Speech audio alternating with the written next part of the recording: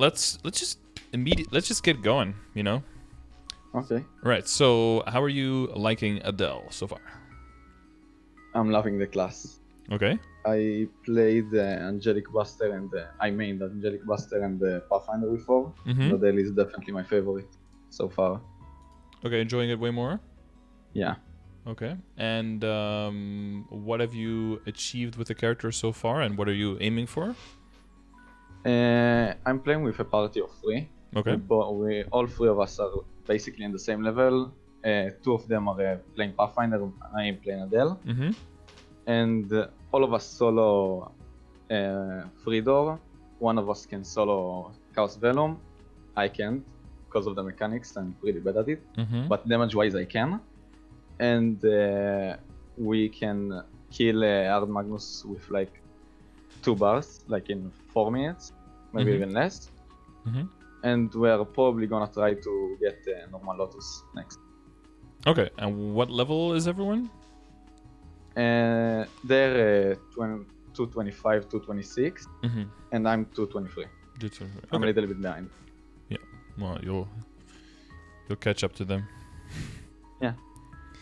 It's pretty close. Okay. All right. Secret re. Mm-hmm. And so that's like more. Okay, so short term would be like to solo Vellum and solo Hard Magnus. Yeah.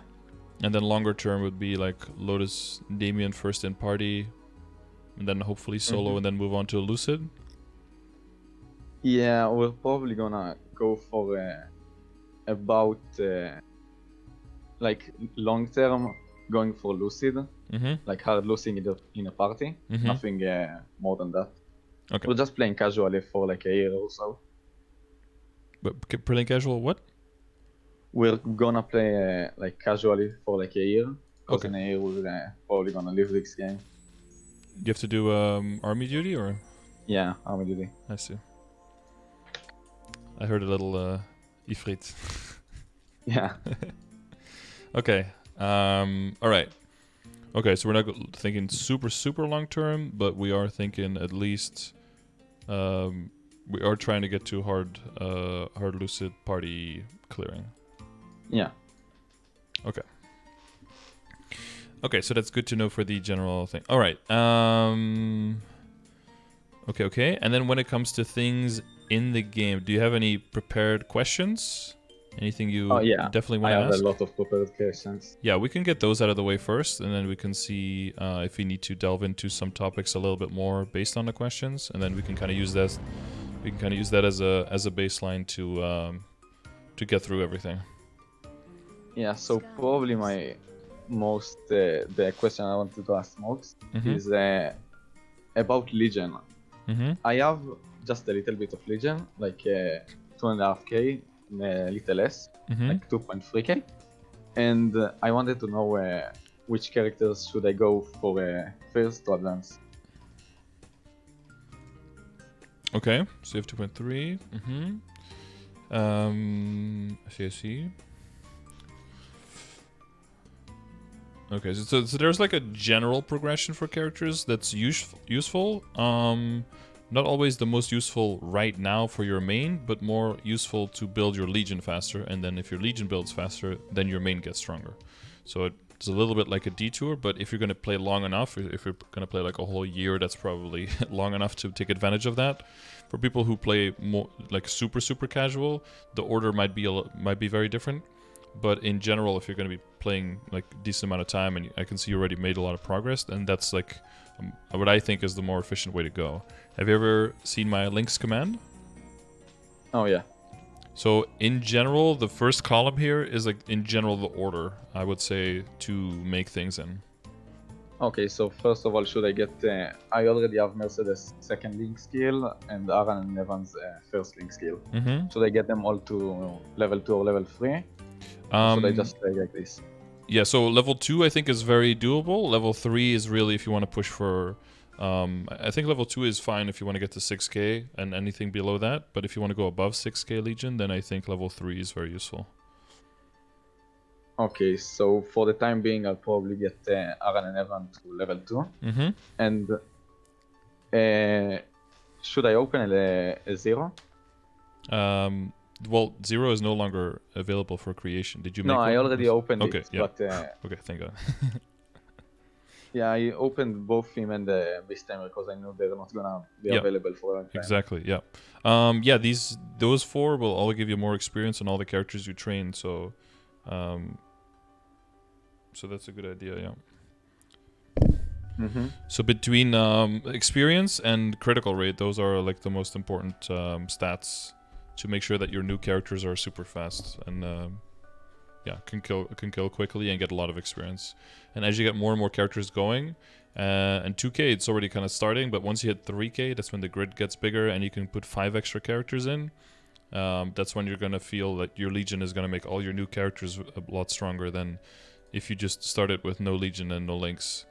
Yeah, and then it's gonna start snowballing. So as long as you do a little bit of Legion every day, and you kind of generally just keep the progress and keep the order from this command, then you'll be fine. Okay. So it's mainly, yeah, until you keep bossing. The last one, it's like up to here. Yeah, I see. You don't need Mihail, so like Luminous and everything above is like all super useful. Yeah, I have like about 9 of those. Okay. Yeah, I think I have most of them. Should probably level them up a little bit more. Yeah, so that's another thing. I think it's easy to make them and get them to like level 70, level 60, 70, and then maybe to 100. Usually once I get to 100, I just do Zakum every day until they get to 140, and then yeah, that's all I do. Just log in, kill Zakum, log out, and then go to another character, and just do that on all of them. Yeah, because it's so much experience in a short amount of time. But if you have so many characters you can do it on, you're effectively basically just farming Zakum, right? And you can get some cubes, you can get some flames, you can get some wealth and experience recipes and stuff like that. So you can get a little bit of materials like that to help your whole account as well. Okay, I see. So it's pretty useful. Another thing that gives you a lot of experience around that time is Monster Park, but it's probably more important, maybe not as much for Adele, but like in the long term, if you want to main your character and you want to get the hard lucid and stuff, to try to get to do your Monster Park 7-day Monster Park medal. Are you working on that one? Yeah, I started working on that one. Okay, that's good. Just pretty recently, so it's very much at the start. Okay, yeah, no problem. It's a thing that I neglected for a long time as well, so it's just it's such a long project. So as long as you remember to do it most days, then you'll be done pretty soon. But yeah, it's gonna feel like forever if you alternate or use it on a bunch of characters and stuff like that. Wait, so does it go with all my characters in the same world? Well, you have a limit of how many times you can do it per account per day, but every single count is only for the character you do it on. Oh, okay, I get it. Yeah. When I do it on 2 characters, you need at least 22 weeks of running 7 times a day all day. Yeah. It's takes a long time. I'll probably go for my Adele for now. Yeah, I think so. I think that's a good idea. And then after that, if the Adele is done, you can use it on other characters to get some free levels. Yeah, probably get it for the characters, just getting to 140. Yeah. And 140 is a good point there, because that's the double S rank for Legion. Or wait, double S? B, A, S? No, that's just S. Just S, yeah. But yeah, it's kind of crazy. But already S rank. 140 is such a big achievement. Yeah, and when it comes to the grid itself, you'll have more you'll get more efficiency out of the IED. Where to put the pieces and everything, I mean, right now it's fine. Once you get to 3K and you get the bigger grid, it's a good idea to really take another look at like where I'm gonna move everything, and probably just take everything out and start from scratch to rebuild it. Yeah, I'll probably use I saw the Legion calculator, I think it's called. Oh yeah, the grid. That's the optimized grid. Yeah, I'll probably use this one. Yeah, but well, you have to still know which stats you're going to take, right? When you use the the grid fixer. So we'll talk about that later. I'll probably go for ID crit damage, and if I have anything left for boss damage now. I think that's the way to go. Yeah, if you have 100% crit rate, then yes. Oh, okay. So crit rate is very important. So crit damage is like your best damage multiplier you have, but it only works if you hit a crit, right? So if you don't have 100% crit rate, then the crit damage doesn't fully efficiently apply. So it's very important that our baseline of critical rate is first in order, and then we add critical damage. Okay, I see. That's why the critical rate familiars, the link skills and legion are so high in the list as well. Because that makes it so that all of your critical damage can do damage. And that's why critical damage is right after that. Yeah, I need a little bit more of crit rate. But because I'm playing with Pathfinders, I almost always have like at least 80%. Yeah, they give you 20% with Sharp Eyes, right? Yeah, I think so. So it takes you to 85, yeah.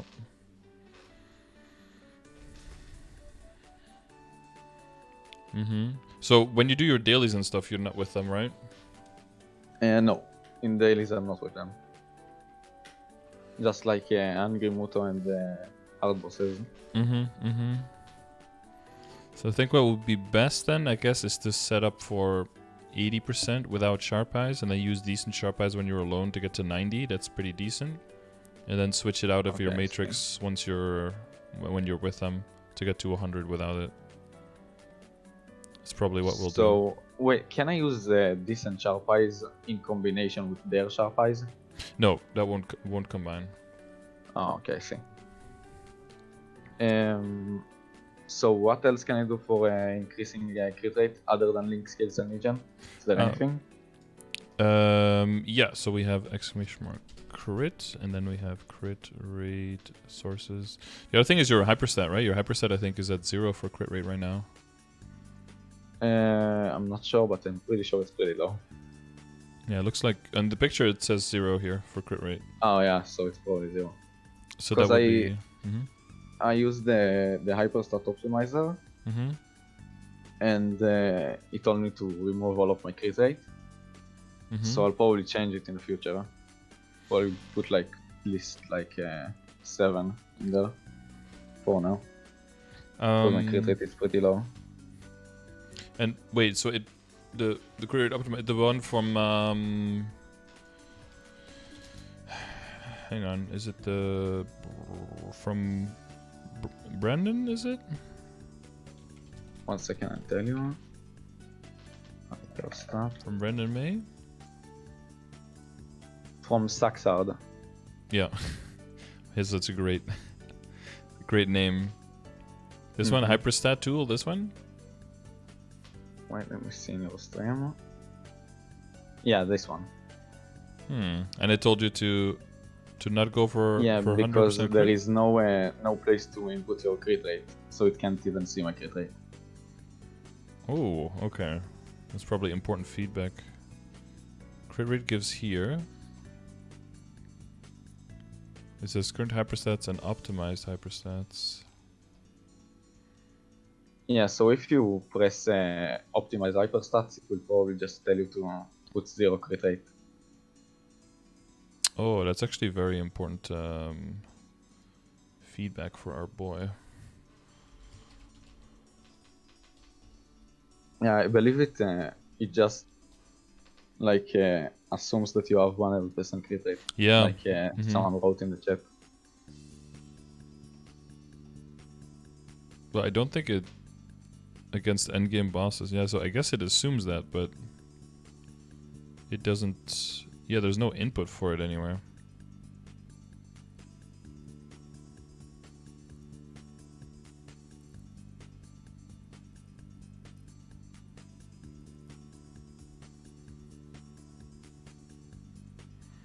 The thing is that it wants me to put more boss than crit damage. Even on a marksman, it seems weird. Yeah, I'm not 100% on that. I'll go more off intuition at first, and then later on min-maxy you can use calculators. Yeah, so you want 100% crit rate so that your crit damage always applies, right? And then you want enough ID so that all of your other damage applies when you're attacking bosses. Like your critical rate is basically your baseline for all of your damage, and then your ignore defense is your baseline for your boss damage, basically. Yeah, so I have like 30 hyperstat points. Should I invest in some crit rate for now? Well, let's see. We're trying to get you to 80, right? So that would be we can see if there are some other sources. Wait, so hyperstats, link skills. So link skill and legion wise, how much can you add? Do you think on a short in like a short term? At least like 15%.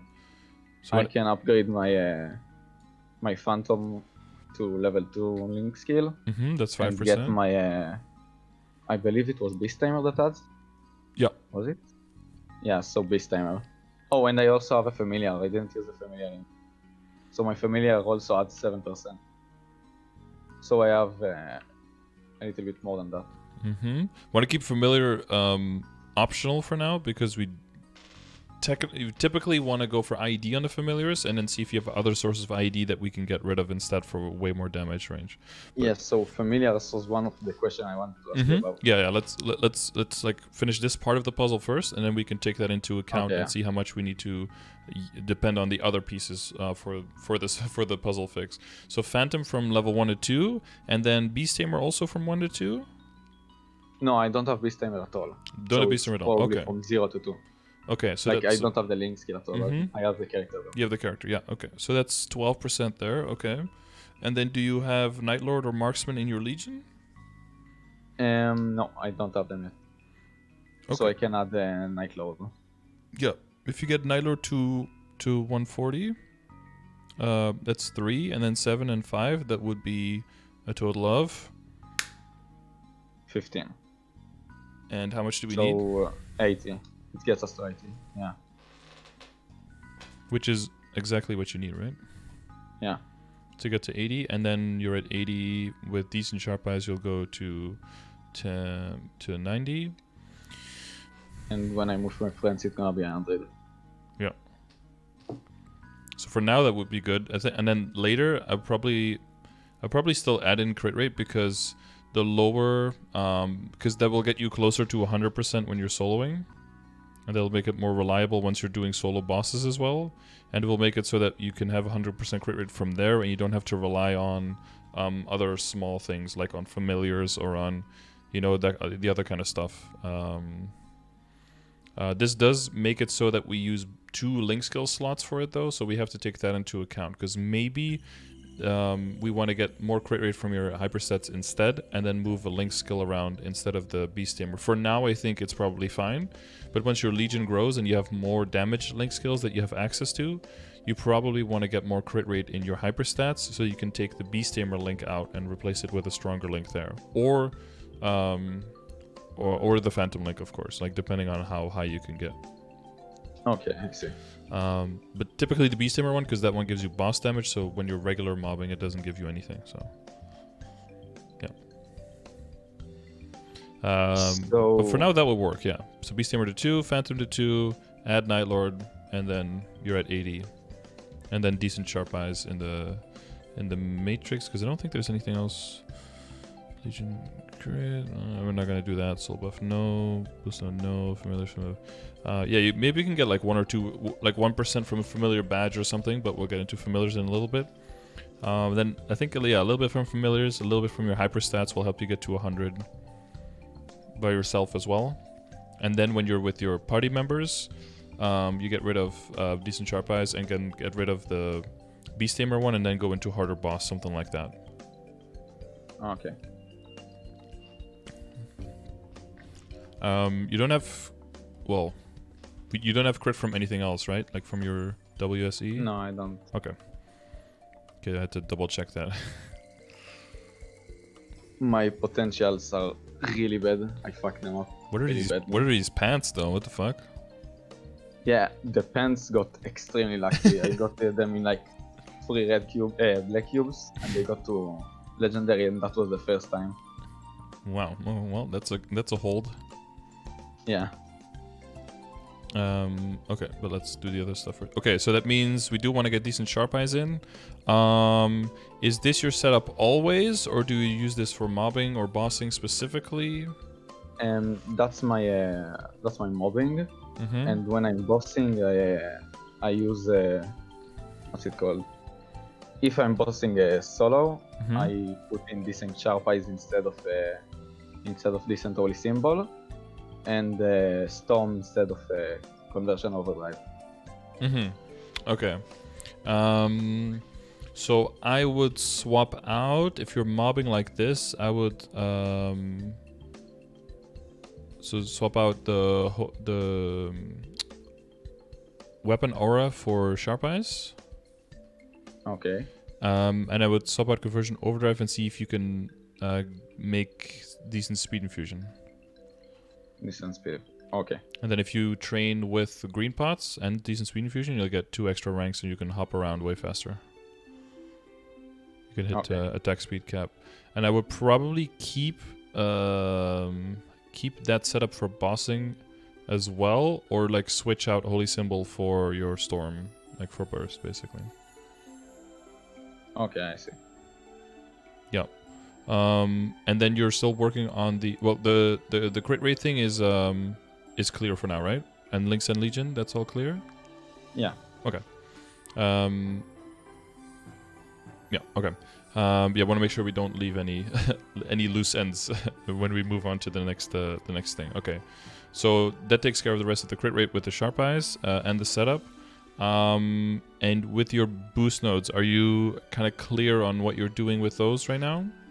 Yeah, I watched a couple of guide videos. For now, I have not the best, like not perfect trios, but they're pretty close.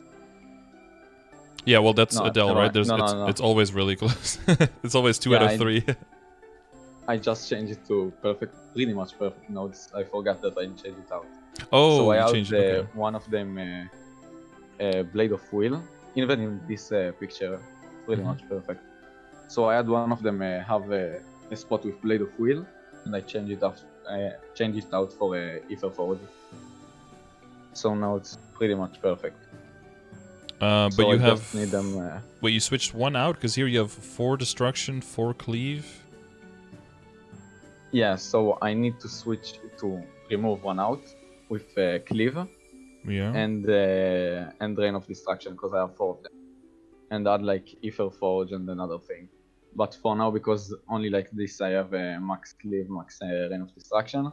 Yeah. I'm gonna stay like this until I get another perfect Freya. So, wait, do you have a picture of what it looks like right now?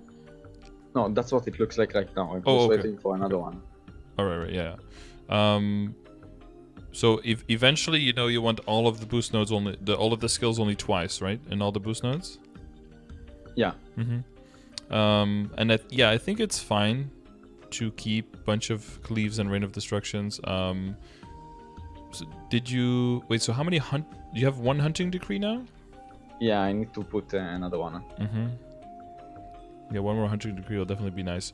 So eventually, if you keep leveling these, if you ever have to extract a node, you lose a lot of efficiency, right? You get shards, and you lose a lot of value there. But if you find any tri-node that has the same top skill, you can just throw this skill into the other one, and then it'll transfer all of the experience.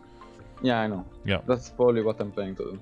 Yeah, so just open everything you get. If it's a possible tri-node, you keep it, and then until you get the 4 that you want. You know which 6 skills you're looking for? Yeah, so probably Rain of Destruction, Ether Forge, Cleave, Hunting Decree. Yeah. And I'm probably going for... Wait, just forgot the names. Probably going for like... or Ether Bloom. Yeah. Or yeah. I'm not sure if Resonance Rush has an option. I'm pretty sure it doesn't. I think the last one you want is the Magic Dispatch one. Magic Dispatch. It's the one you have level 5 now? Oh, I see. Let's go with the arrow, yeah. So, but you'll only need 4 total boost node, right? So I wouldn't level up like a 5th one, but look for tri-nodes that start with those 4 nodes that you already have. Okay. So this one is pretty okay for now. Yeah, honestly, yeah, your cleave and cleave. Well, hunting decree is also very important in the beginning, I think, but it's mainly your cleave. If you can, like, full full boost your cleave, but your cleave is at like 17, 17, 34. It's at 59 right now. Yeah. Okay. Yeah. It's that's a close to 60. Yeah. I mean, if you have the room for it, like, Adele doesn't need that many skill nodes early on, so you have like 3 of your own skills, and then you just go full boost nodes basically, and then you can do pretty much anything. Yeah, so I'll probably go for this then. Mm-hmm. Yeah, seems good. Yeah, as your boost nodes level up further and further, you switch them to your full tri node so that you can get everything. Yeah, as long as you know which 6 skills you need, and you have these 4 that you're looking for, you still have enough outs, like enough possible combinations of perfect tries, so that you can get your perfect combination. So you'll be fine, I think. Okay, so another question I had about the V matrix. Yeah. Is where can I get consistent like node stones? Do I get more the more I go into the Arcane River, or is the same drop rate for everything? Well, so Vanishing Journey has lower because of KMS things, but all the other areas have the same drop rate. So it purely depends on how many monsters you kill and how much drop rate you have. So like for me, if I kill the most in Chuchu, should I just stay there if I'm farming for node stones? Or should I just keep going to level up? Where you kill, well, because you're at low 220s. Have you checked like your rates in Chuchu versus like Yum Yum, where you kill more monsters? I can one shot most of the monsters in Laklan, all of the monsters in Yum Yum, and all of the monsters in Cham Cham. And then, but in Laklan, you feel like you kill way fewer monsters. Or is it? There is a single map where I feel like I kill more, but other than that, no. In Revelation Place 1. Rev 1? It's pretty much the only one. Rev 1 platforms are a little bit high, right? But you can use Ruin to hit both? Yeah. Have you tried, is it like Weekend Dreamkeepers? Have you tried that map? It's got like, it's pretty big, a little bit more to the right. But yeah, because it's so big, it made me feel like I'm going way slower than Rev 1. Have you ever like tested how many monsters you kill? No, actually, no, in Laklana. Because there's I did check in Chuchu, but I don't remember, and it was a pretty long time ago, so it's probably not accurate anymore. Do you know how to check with the medal challenge? No, I just use a button analysis to see the XP gain. Yeah, to see the XP. If you want to look at how many monsters per hour you kill, because that's what you want to look at if you get more chances for node stones, right? If you go to your menu and then go to medals. Okay, medals. And then you lag for like 10 seconds. And then you click challenges. Okay, I see. And then veteran hunter, if you attempt. Oh yeah, I see it. So I attempt and then see. Yeah, then it says hunted monsters. You could do battle analysis and this together, and then you can see how many monsters you kill for a certain amount of time. Because that would probably be useful for me. Yeah, because whatever we feel can be very unreliable. Sometimes you will feel very slow and feel very weak, but then if the number is higher, then it's better to go off the number that the game gives you than to go off your feeling, because it is sometimes important. Because if the numbers are really close, but you are like, it doesn't feel good to train in the map, but the numbers are close, then I would always go to the map that's more fun, because you'll be able to do it longer and it won't feel as bad and you won't get mentally drained, so that'll still be better. But say that this other map is actually like 15-20% better and it feels about the same, then maybe it's better to move to the other map, right? So yeah, that's pretty much why I trained in Rev 1. I played with a 2-hour totem, where I usually feel pretty drained out after it, and it felt like time was flying by. Yeah, for long term, that's a good way to go. Yeah. As long as you do test in both, do like 15 or 20-minute test in both and see if there's any significant difference. And if it's pretty similar, then just go to whatever map feels like time passes faster, because it's already such a grind, so don't make it any worse for yourself than it has to be. Yeah, I see. Okay, anything else for Matrix? No, that's pretty much it for the Matrix. Yep. One thing that you can do with nodes, so you have the extra nodes that you can get from Vanishing Journey, right? From doing it twice, and then event stores. Event stores have a lot of nodes. I usually just buy out all the nodes and then the arcane symbols. Yep. No, that's fine. That's fine. The other thing you can do with your shards is that you can create node stones as well. What I do usually. Okay. Just create just node stones, and whatever I get, I get. Yep. Okay. Yeah, it's probably fine for Adele because you don't have like 15 different skills in your boost nodes or something, so the rates are pretty good. And then leveling up your skill nodes is also pretty efficient for Adele because they're all pretty strong because they don't have super long cooldowns, so that's pretty nice as well. Okay, so Legion, Lynx, Matrix, all good? Yeah. All right. So then to make... Oh yeah, and hyperstats I guess is kind of good then as well. The other thing... your inner ability. Do you have a plan for that? Oh yeah, I have a pretty good inner ability for now, but I'm probably gonna change it to the first line I'm gonna keep, and then the second line probably like the 21 attack, I think it was. And I'm not sure what I'm gonna get in the third one. So with inner ability, there's definitely an inner ability that's like really, really good eventually to get once everything is ready. There are other inner abilities, and it kind of depends on how you play the game. Do you have like a separate farming character, or do you just make most of your money on your Adele? When no, you're I make most of my money on Adele. I was thinking about creating a Canada. Yeah, it kind of depends. I would say it's worth creating the Kana if you find that you're out of totems way before the end of the month and you have like a week or two left, and then you don't have anything that you can do with with the spawn rate of a totem worth. Then having a Kana to farm on so you can make a lot of money and make even more nodes and get some symbols as well. Oh, that's the one thing I wanted to mention though in the decision of the maps. If you go to Lachaline maps, you can start getting droplets, right? Oh yeah, about the droplets. I didn't get even a single one in like, how much was it? Like 8 hours of training? No, less. 5 hours of training, I'd say. Maybe a little bit less. But about 4 to 5 hours of training. I didn't get a single one, and my friends got a whole lot more than me, and we have pretty much the same drop rate. Does it have something to do with the maps I'm training? It'll have to do with well, drop rate, but you excluded that one. It'll have to do with how many monsters you kill, which you're going to test, and then you'll see if it's a significant difference. You can also ask your friends to do similar tests, see how many monsters they kill. Maybe they kill way more monsters. The other thing is we'll probably do all the tests together. Oh yeah. Well, the other thing is probably is just luck. The chance for a droplet is just very, very low. If they get lucky one day and you get unlucky one day, the difference could be huge, right? Yeah, my luck lately has been way off. Yeah, well, maybe they will have like 10 hours where they get 1 or 2, and then maybe you have 10 hours where you get 6, and then all of a sudden you have the same amount.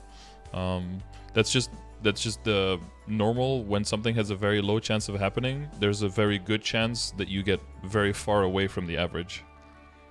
And if you have, if you do it in opposite directions, your friends go far off average on one side, and you go far off the average on the other side, then the difference can be huge. So. And my mom was always a bit annoyed as well when she would be training and then she would get like 3 node stones in an hour or something. And then someone else would be like, oh, I got 35 this hour. And she would be like, that difference is too big. That shouldn't be allowed.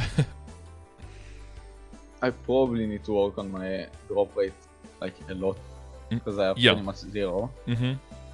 Yeah, that'll be something that we look at when we talk about familiars and stuff as well. We'll talk about drop rate because for your nodes it's very important, and your nodes is like the baseline for your invisible damage progression for all of the final damage that doesn't go into your damage range. We want to make sure that gets boosted quickly enough, because droplets are something that's nice, but for the very, very long term. But the node stones are for the now, so we want to make sure that those Do you have an old Pathfinder that CRA expired on? Is that what happened? I believe it's still has. Oh no, I think it expired already. It's a naked, faceless. Yeah, pretty much. It has like 200k range. Nice. Can barely solo Chaos on tail. It's got a pencilier bow, yeah. Yeah, okay. Oh, this is what you have backups. You have the coins. Yeah, rip, no more piggy bank. Yeah, I'll probably get it in a bit though. No, the piggy bank is gone now. Oh, wait, for real? Yeah, they removed it from the shop. Ah, You were so close. Unfortunately. my friend bought it like a 4 days ago. Yeah, I got mine on the I had the old piggy bank, and the last entry was on the 26th, so I was able to buy the new one on the 26th. That was the last day. Yeah. Is there really anything to do with the coins now? I think you can buy like power elixirs, and there's like 5-star scrolls or something, and that's about it, I think.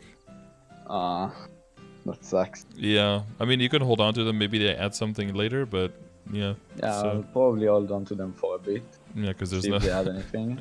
The other stuff doesn't have that much value, so. Yeah. So do you guys do like hard lux together, or halux, or how does it? We pretty much my guild members usually carry me Elox, Oh, yeah. and they are in a separate guild, and they probably do or hard Golox. So yeah, they pretty much solo hard Golox. Okay. I think, yeah, if you have 3 people and you can all solo hard Golux, and you get a few more levels in, then I think you can start attempting Helix together as well. Yeah, so we thought about trying Elox, but yeah, it's last high risk. time I got carried, Yeah. they asked me to check how much damage do I do to him, and like it was barely anything. Well, crit rate is a huge thing there. So once you get the crit rate to 100%, because it's like when my Demon Avenger, I don't have my links on and everything, and I don't have 100% crit. I think I only do like 40% of my total damage just because of the missing critical rate. It's really, really big. So once we get that to 100% and we make sure that your IED and all the other stuff that's somewhat optimal and you have enough attack and everything, I think you could definitely like do another check with like hard lux and just see how long a hard lux takes, and then ask your friends how long theirs take, and then kind of like reconvene. So like, can you give me like a time estimate for if my hard Golox takes like 5 minutes, and each of us do it in like 5 minutes? So we should be able to kill Elox? Or is that not? Hard. Hang on, let's see if we can. We can kind of like compare the HP and the defense, right? Revamp. Yeah, for me, the defense doesn't apply as much as it applies to them. 150 to 250, right? Yeah, so 150. Because for some reason I can't get a potential without ignore defense. I have no idea why. It always has 40%.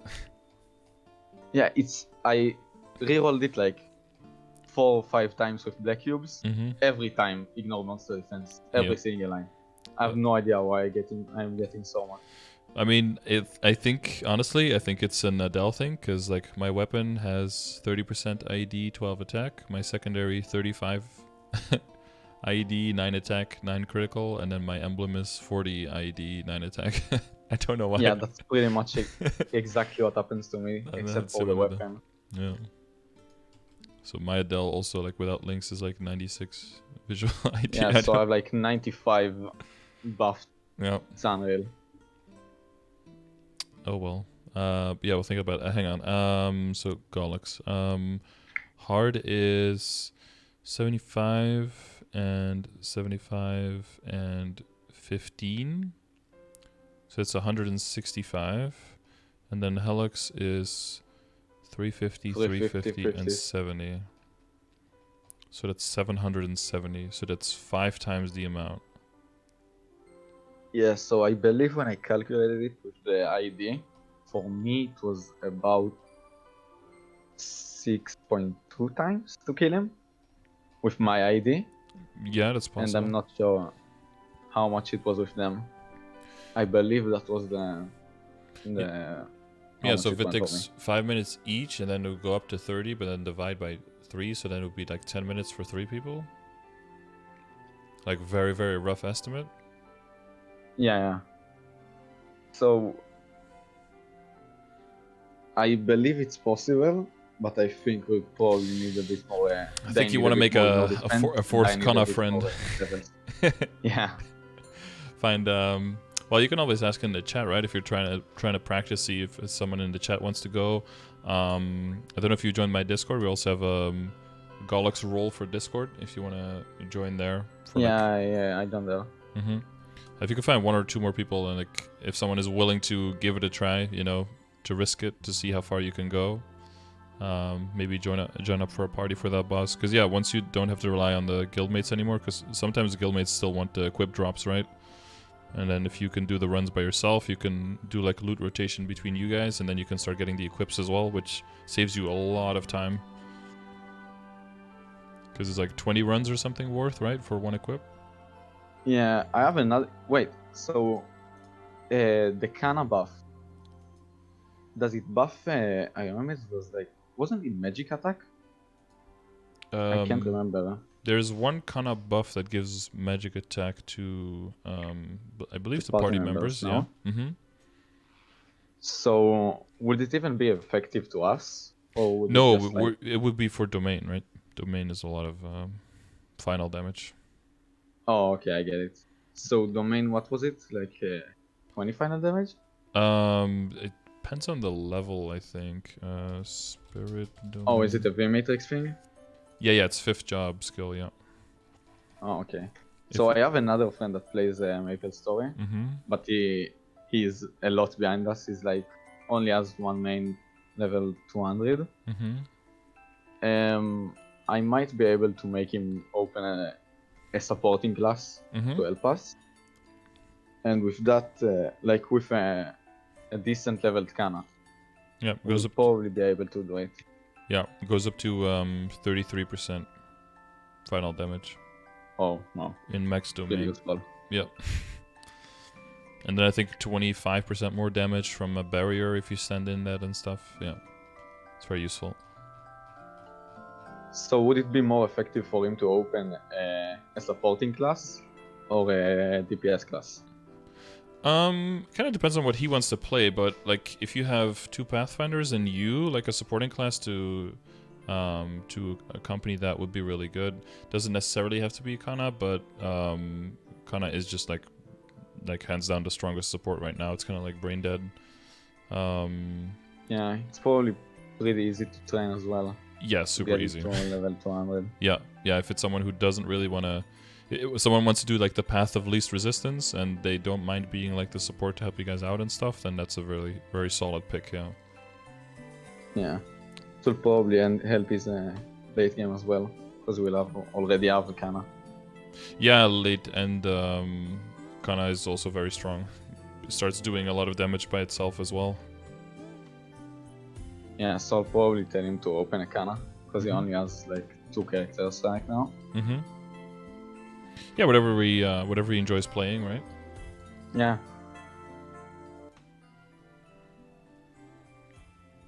Okay, so that's it with the Golux. Yeah. So well, we were talking about the inner ability, right?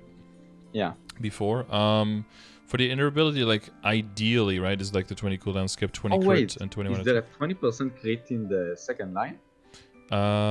Yeah, so crit goes up to 30% in legendary line and goes up to 20% in unique line. And the second and third line are they're typically epic and then a small chance of being unique. So what we try to do usually is we try to use circulators until we get the unique that we want, because in a circulator it's also the highest number within the variance of the tier. You know how all that works with like... Yeah, I used the circulators before. So if you want to like min-max your inner ability and you really need the crit, now with link skills, with your legion and everything, and like what we just talked about, like you can definitely get to 100 without needing it. But the real min-maxing thing is that if you get the 20% crit in your inner ability, basically it frees up the phantom slot, and then you could just get a damaging link instead, which will give you way more damage than any other potential line on your inner ability ever will. So that's why Yeah, I see. for endgame that's like the min-maxy thing.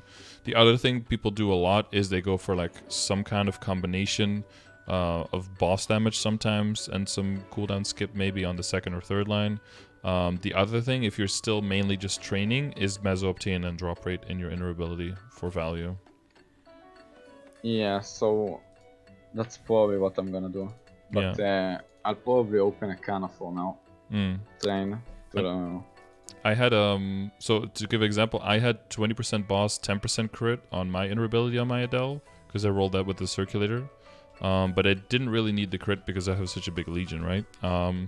And I don't and the 20 boss is nice, but I already have so much damage because it's Adele and it's so strong that the 20 boss is not really necessary now. So when I use the circulator, I got 10% chance to skip cooldown and 5% item drop rate on the second and third line. So I decided to keep that, and then I rolled twice and I got 19% meso-obtain. So now that's my inner ability, which I think to get up to 250, especially if you're like aiming for 250, you can still do all the bosses and you won't have any big troubles. And then once you get to that point, you'll have a lot of honor experience saved up, and then you can go hard on the circulators again until you get what you want on second or third, and then use inner ability event to reroll your top line. Okay. And then, lock the second or third and the legendary rank, and then go for a good top line. And then if you have points left over, just like YOLO for the last line, I guess, which will probably be like 8 strength or something shitty like that. Yeah. But probably what I'm gonna do. You could hope. You could hope for something great, like a 21 attack. Although it will probably never happen to me. Yeah, 21 attack is... Yeah, well, I settled for 21 attack on both my Demon Avenger and my Mercedes, and then... sorry, not Mercedes, my Marksman. And so they have 21 attack and +1 attack speed.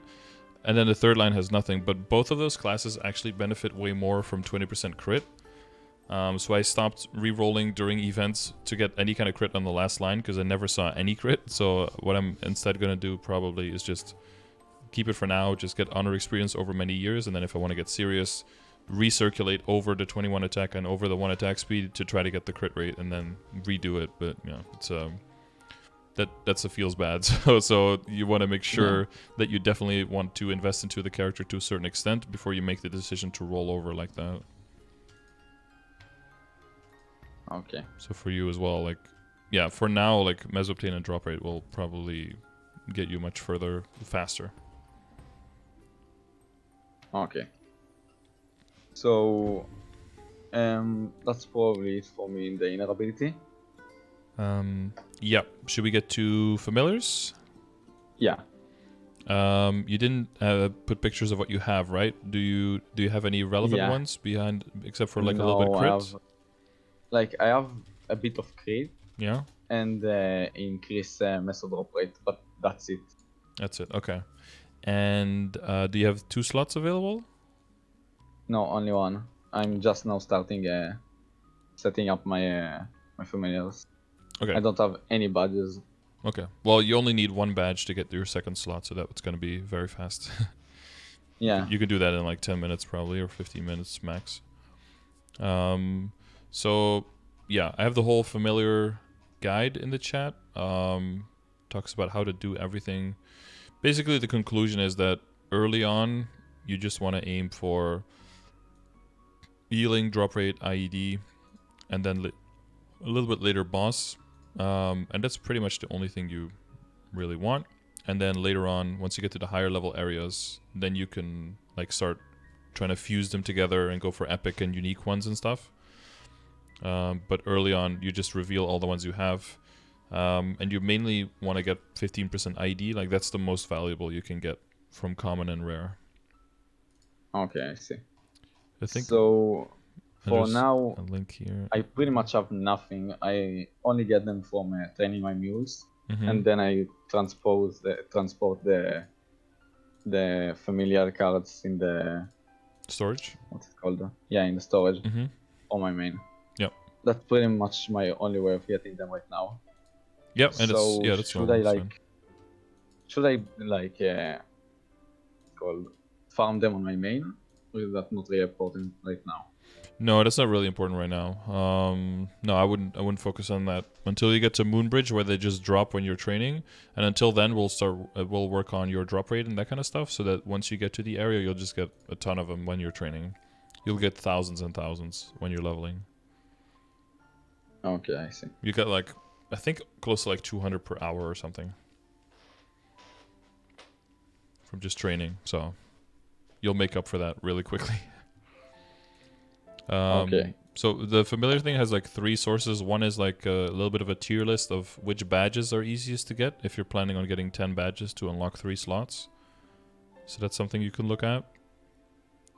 The other one is like... Wait, don't you need like 3 badges for 2 slots? No, one badge is one badge is enough. One for 2 slots and then 10 for the 3rd slot. Okay. Yeah, it's pretty big difference from 1 to 10. Yeah, it's a lot more work. So the first one is very simple. You just get the starter badge or the oppressor badge or the snowflake. Like those are very quick. And then there's a bunch that are... Yeah, I'll probably get the rebel badge for the % crit rate. Even though it doesn't make a lot of difference. Just nice to have for now. Yeah, all the little bits help. Yeah, so and you have rebel for now. Yep. If we do get that for you with the IED, you're already so high. We have to take that into account. For mobbing, I think so. And the third, so the second one is like drop rate and everything, how it all stacks and what percentage which lines are, so that you can keep that into account, because only the highest, the source with the highest percentage is activated, and the other one doesn't count, basically. Yeah, I saw. I think it was your guide about it, or you explained it to someone, and I saw it. So I got out how it stacks and everything. Oh yeah, okay. So and the third one has like all of the. Familiars. Well, you don't have any ID, right? From familiars, no. No. So that's probably what we want, because when it comes to bossing, familiars don't really give you anything else. The only thing they can give you is IED, and IED is something that the only other big sources is probably on your WSE, and that's why we want damage instead if we can get it, because then the IED comes at the expense of a lot of damage, and if you can get that from your familiars instead, which are doing nothing, then that is a huge way of increasing your damage. So if I get like 15% IED familiars, will that be enough to like change? I have one of the lines have 35% ignore monster defense. So I believe I will drop down, if I add the 2 of the 15%, I will drop down to like 89 about, something like that. Have you ever calculated your IED? Yeah, but it went out extremely wrong. I have no idea why, but I got that my IED should be, I believe it was, wait 1 second. Oh yeah, it was supposed to be like 87, and it's at 94, 95 in my stat menu. Okay, that's off by a lot. Yeah. We could try to reconstruct it and then look what you have left. Okay. Yeah, sure. All right. So do you have the Lumi link on? Yeah, I have level 2. Level 2 Lumi. So 15%. Okay. Hyperstats is at level 10, or was it a little bit lower? Yeah, level 10. Level 10. So okay. 30%. All right. Codex is gone, of course. Arcane weapon. No, you have Fafnir weapon with 10%. Fafnir. Yeah, Fafnir weapon has 10, I believe. 1 second. Yeah, Fafnir weapon has 10, and helmet has 10 as well. And armor and pants has 5 each. Yep. And how many do you have 10% from the boss accessory set? Because I think you have a lot of pieces there. Yeah, I have. Okay. Boss accessory set. And for my emblem, I have 35. For my sub weapon, 40, and for my weapon, 40.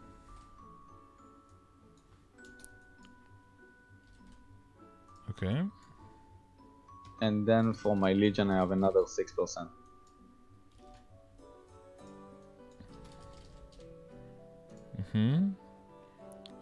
Legion 6. Do you have any other links with ID, like 0 or... No, not 0. Hoyoung? Do you have that one? Oh yeah, I think I have Ouyang. Wait. Yeah, I have Ouyang, but only level 1, so 5%. 5%. And do you have Explorer Mages on? No. And you have boost nodes for your biggest skill, right? So that's 20. But we'll add that one later because we want to make sure that we get the visual figured out first, right? Let's see. Beasthammer and Blaster. Do you have those in your Legion? No. Okay, both. Oh yeah, no, you don't have the Beasthammer yet. Okay, and the Blaster. And you don't have Superior Gollux, right? You don't have that yet? No. Monster Buck Metal also no. Oh, enhancement nodes are in here. What level is your ambition? My ambition, I believe I didn't level it up at all. Let me just check. Well, if you're bossing at all, it'll... Oh no, I have level 43, so plus 4%. Yep. Okay. And then my weapon aura adds another 10%. And my... hold 1 second. And my resonance rush add another 15%. Full stack. Resonance rush. Wait, how much does that go up to? 15%. Like 5% each and 3 stacks. 3 stacks, yeah. Is there any passive IED we have? Yeah, we have 20 IED in Ruination. Oh yeah. So I probably forgot about this one. That's 20, right? Yeah.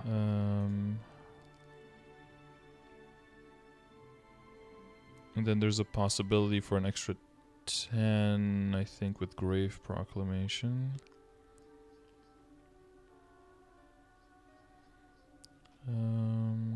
With what? Grave Proclamation? What skill was it? It's like purple and blue. 4th job, top right, underneath cleave. Oh yeah, I see it now. It's a little undependable because sometimes it just disappears, but... Yeah, so every time I use this skill against a boss, yeah, just for some reason it just uses it for like a single second and yeah, so you want to use it with bind, like you bind them, then you Grave Proclamation, then you pop all your other shit, or like you prep the other shit, you prep some of the longer ones, then hit the bind. So another one about my bind, for some reason in certain bosses they get the bind, then 1 second after it just ignore it. Like for example Velom sometimes just chooses to ignore it. Oh. And this is when you're soloing? No, when I'm in a party. And do you see resist on the boss or no? I don't believe so. Like he gets binded for like 2 seconds and just goes out of it. I had problems with my bind on Clown where sometimes he would just like, I would be like right on top of him using it and he'd be like, nah. And it'd just not get bound, but well, let's see. Might be because of the lag, because maybe in NA I have... Do you have the title on currently? No, it expired. The Awake title? From the scroll? Oh no, the Awake title I didn't get it. Okay. I only returned playing like 3 days before the event ended. Oh, okay. Wait, so I didn't even get the ring. Wait, you have 95 on your screen, but this is with a buff on. Is that with the stacks, with the rush stacks? Yeah. I'm not sure if that's with the rush stacks, but that is definitely with the... No, that's not with the rush. That's the... I can speak. That's just weapon aura. No rush. Weapon aura. Oh, okay. How much does weapon aura give you? 10%. Weapon aura 10. Okay, that gets you to 94.35 and you have 95 visual. So I think we get everything then. Yeah, that's pretty much everything. Okay, so let's say we take the weapon aura off. Alright, then this will be your visual. Then functionally, we have, because we have so much, we have boost nodes, right? That's 20. Okay. Then we have your passive hyper, the trigger guard break. You have that one? The passive check. Yeah, I have it. Yeah, for trigger skills, which is, you know, like cleave. Cleave. Yeah, so which is where all of your damage basically comes from. And I think hunting degree isn't trigger, right? What else is trigger? I believe that's it. Okay. Oh no, plummet is also, but they don't really use plummet. Yeah. So anything that can trigger the Ether Forge, right, is a trigger skill? Yeah. Yeah. Well, since like 90+% of your damage probably is cleave right now, we're gonna count that. Resonance is, well, let's add 10% because that's gonna get nerfed, right? We're gonna lose 1 stack there in the update. Okay. Let's not count Grave Proclamation because that's a little bit too fickle. And then add Familiar 1.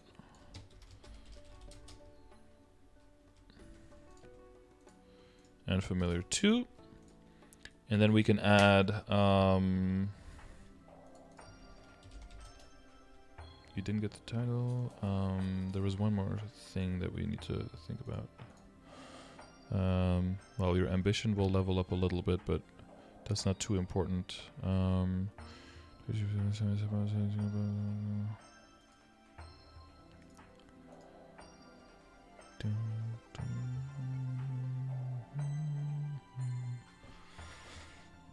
Familiars and badge effects. Oh, you probably get like... There's one badge that's pretty easy to get that gives you 3% IED. So it's 3, but that doesn't really do very much. But, you know, we want to be... we want to hit all the bases. Yeah. Vendibo styles, skills, potions. Something else. Well, the Hoyong can get to level 2 Link really easily, right? Yeah. I believe he's already like level 90. So it will be a breeze to level him up. Mm-hmm. Yeah, he's already level 90. Okay, cool.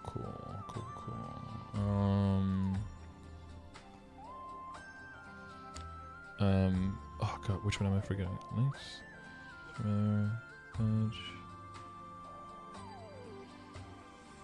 You gotta need 99% for Saren. No, Saren was nerfed. No longer 500%, dude. Only 380. Easy clap.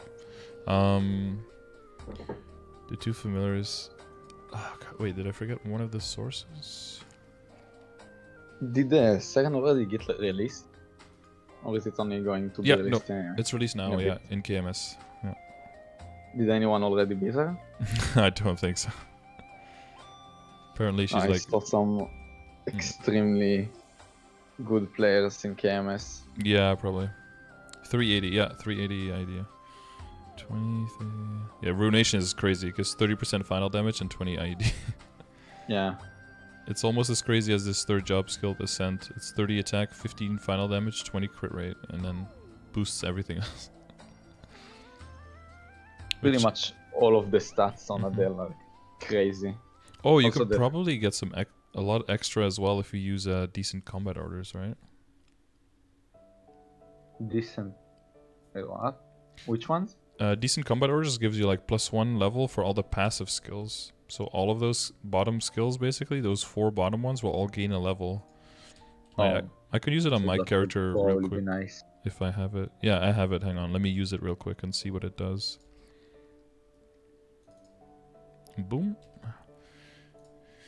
Okay, so I gain 1 attack, 1 boss damage, 1 crit rate, 1 IED, 1% final damage, 1% mastery, 1 attack, and then... What is it, 3% or something to all of these? Oh, so that's not bad at all. And then 1% stat from Flora. I believe it's from the perfection, it's 5% to each of them. Oh, it might be 5, so. yeah. And then 5% base damage on all the skills, including like cleave. Grave Proclamation. So that will be pretty good. Ether Blue more damage. Ether Guard 1% more damage reduction. Yay. Plummet more damage. Yeah, and the one meme thing is that your Florin Will cooldown goes way down because it's like 60 seconds per level or something, right? Because at level 1 it's like 600 seconds. Yeah. So if you get to level 6, it's only 300 seconds instead of 360, which is actually pretty big. I have no idea how to use this skill though. Oh yeah, like you can use it like if you do Hard Hilla, if you go into Hard Hilla, you just pop this skill, then so that will be useful. then you're immune for Cage for a little bit. And then you can just, if you pop that skill, you could pop some of your burst and then just bind her and then destroy her, basically. Pretty much every time I get in there, I just let her cage me single time and then yeah, then you do everything. Yeah. Well, you can do that next time. So like, make sure you know where everything is, move in, and then as soon as you go in, press Florin Will, and then pop all your shit and burst her down. Yeah, that's probably what I'm gonna do. Yeah, it's less frustrating that way. Yeah. Because sometimes you let her kill you and cage you, and then you come back, and then she still cages you again or something, and then you have to wait again. The old cage thing, I really hate it. Mm-hmm. I wish it would just insta-kill me instead of making me wait all the... Oh, yeah. How much is it? Like 15 seconds? Feels like just forever. Standing there, just getting your life sapped out of you, yeah. Okay. So I will have like 97%. 97.6, yeah. So what we want to know is like how much can we get rid of so you still fall within the and you know like 93, maybe 90. Well, you want to do Vellum, you want to do Helix soon. So for Vellum you need 90 plus. For Helix you probably need like 92, and then for Lotus and Damien you'll need 93 plus functional. To be fair, my friend that solos Vellum is insane at his mechanics. He has like, I believe it was 82% ID. And he kills him extremely easily. I have no idea how he does that. Yeah, he might have... He's probably the best one of us mechanically. I see. Is he one of the Pathfinders you mean? Yeah. It is, I don't know exactly how it works on... Didn't use my progression link. Oh yeah, you used it right before. Some classes have some skills that have 100% like ignore built into it sometimes, and then even when they have lower IED, that can help them. I don't know if Pathfinder has that, but some classes with like 80 visual, they can functionally have like over 90, and that's why it's important to calculate your functional. And not go too much off of what isn't visible in your stats window. Okay. So we want to have you at like 92, 93, at least, right? So if you remove, well, let's look at your equips and see which ones would be the first one to go, right? So Emblem has 35 and 12, so that's really nice. The 9 luck is whatever, but this one is 40 and 9. Yeah, so it's basically the same as my shit. Yeah, and this one is 40 so I need ID. to change the weapon. Yeah, my weapon is like I really need to change it. Yeah, so let's say we drop the 40% from the weapon. You're still at 96 functional. If you wait for it. I thought it would be a way bigger fall. Yeah, well, that's because of how it's calculated, right? The large chunks of IED are very important, but the higher you go, the smaller a percentage is represented by even a large. So the way you have to think about it, if you add a source of 50% when you're at 96, you go from 96 to 98, and that's it. Okay. The 90, well, I mean, I say that's it. As in, it's only 2%. That 2% is super efficient, right? That's a lot of extra damage on top of everything else, but you're still at 96. So if we removed another one... but I believe if I'm getting like 2 lines of attack, it will be way better. Now, at least. Exactly, because you have strength on the other lines. If you remove from the secondary 40 ID as well, you're still at 93.33, which would still be acceptable, but I probably wouldn't do that right now. Yeah, I'll probably start like 95 at least for now. Yeah. And I will see what I'm gonna do in the future. Yeah, so but once now, the superior Golux comes in, and once the grid, the Legion grid helps you get more IED there, then you can move out of things like the Ho Youngling skill, and other things that give you IED, only a little bit of IED, and then replace those with more damage, and then eventually also roll out of the IED on your emblem in your secondary. It should be doable to get to high enough without any lines of IED, but you will need to get all of your other sources, right? So if we add, like for Legion, where is Legion? 6%, and we do Legion 40 instead, and we add Gollux 30. Oh.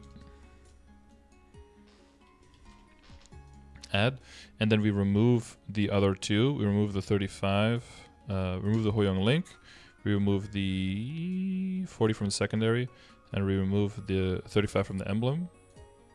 Then we're still at 94.9. Okay, I see.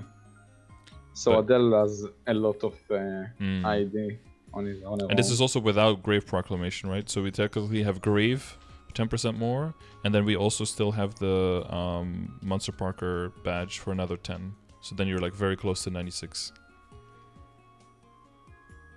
Yeah, I have a more like accurate representation now. Mm-hmm.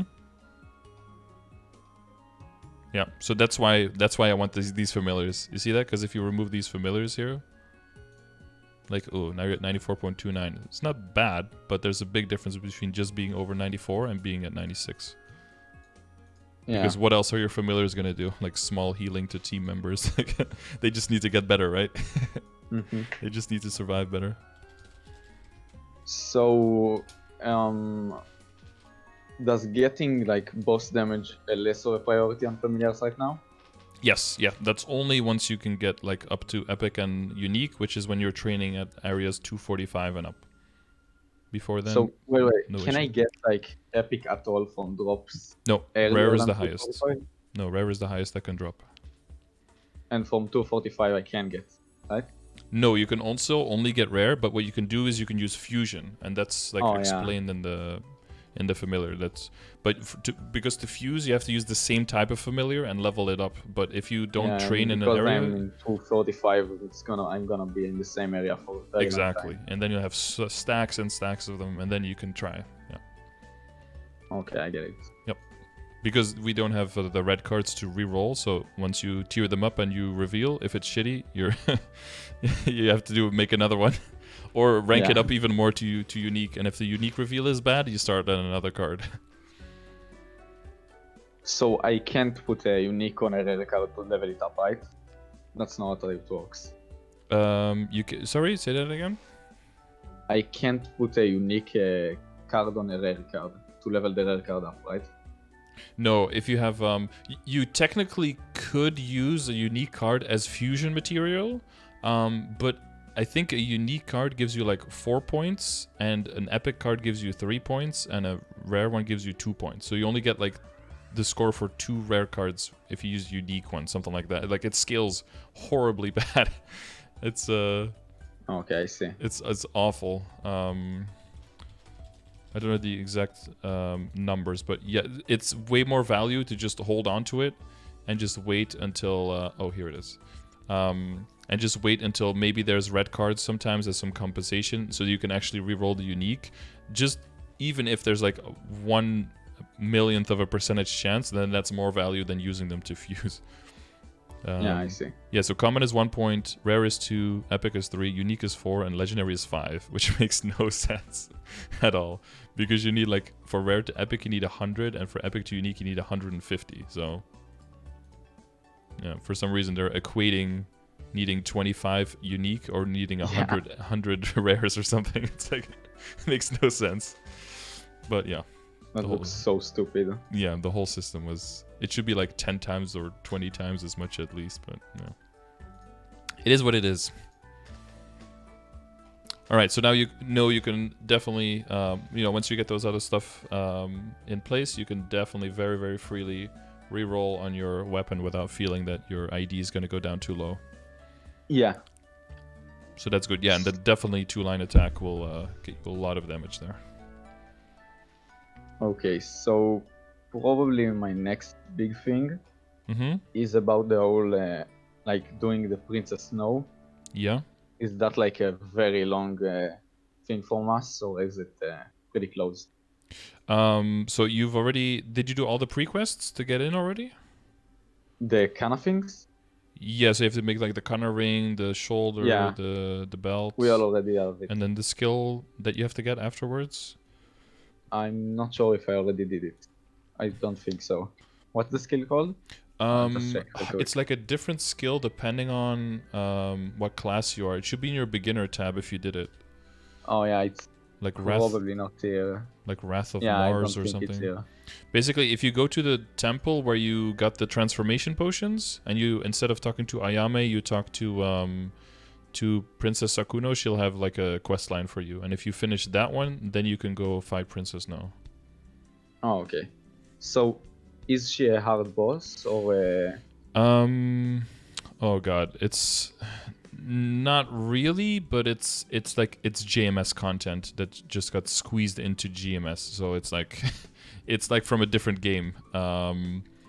Basically, the first phase you have a like a pink flying dodo that takes limited damage per hit. It's like a lucid golem basically, and then every every 1.5 seconds it can teleport you to a random place in a map if you just hit it. So you're just constantly like trying to jump up to the map to try to get to it, and then hitting it twice, and then getting teleported around, and then getting teleported again, and it's just very annoying. You have to like turn your brain off and just do it and don't think about it too much.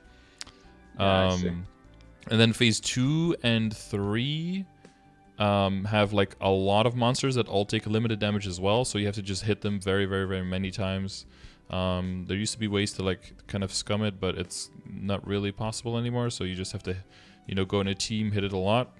And then there's a phase with eels that don't take very much damage either, and then once you kill those, there's a guy that spawns and you can kill him, and then there's another little boss you kill. Basically the bosses from the pre-quest that come back that you kill. And then the final boss fight, she has a cage similar to Hilla, but it just cages you, but it doesn't lifesteal, so she doesn't heal from it. But right now it's kind of bugged, where if you...